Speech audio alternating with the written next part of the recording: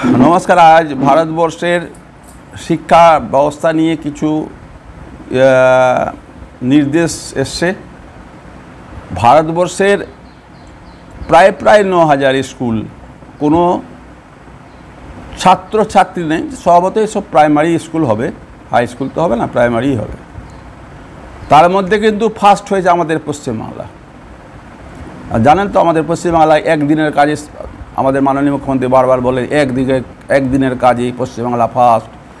এবার স্কুলে ছাত্র নয়, এটাতে পশ্চিমবাংলা ফার্স্ট। জানেন কত 3800 স্কুল আছে, 9,000-এর মধ্যে 3800টা পশ্চিমবাংলাতেই আছে যে ছাত্রছাত্রী নিয়ে স্কুল ফাঁকা। আর একজন টিচার চালাচ্ছে, একটা মাত্র টিচার আছে। এইরকম স্কুলে প্রায় 2.5 লক্ষ ছাত্রছাত্রী পড়ছে, 2.5 লক্ষ। আর চিন্তা করুন কী অবস্থা আছে আমাদের এখানে শিক্ষাটা। যখন কি আমাদের এখানে স্কুলেই ছাত্রছাত্রী নয়, তখন কেন সরকার এই বাচ্চাদের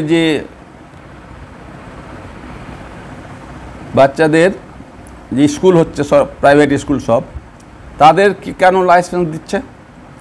যখন কি আমাদের সরকারি স্কুলে ছাত্রছাত্রী নেই, তো বাচ্চাদের ছোট ছোট প্রাইভেট স্কুলের জন্য লাইসেন্স কেন দিচ্ছে?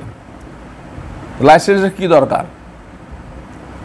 আমাদের সরকারি স্কুলই এখন যথেষ্ট খালি পড়ে আছে, তো প্রাইভেট স্কুলের কোনো প্রয়োজন ছিল না, তাদেরকে লাইসেন্স দেওয়ার প্রয়োজন ছিল না।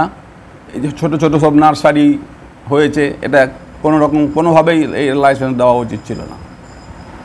তো যাই হোক, এই শিক্ষা ব্যবস্থায় শুনুন, এক তো আমাদের রাজ্য দুর্নীতিতে ফার্স্ট, তারপরে ওই যে মানে ছাত্র নাই এরকম স্কুলে ফার্স্ট, 100 দিনের কাজে ফার্স্ট, আর অন্য রাজ্যে শ্রমিকে ফার্স্ট, মানে অন্য রাজ্যে কাজ করতে যাওয়া শ্রমিকেও ফার্স্ট।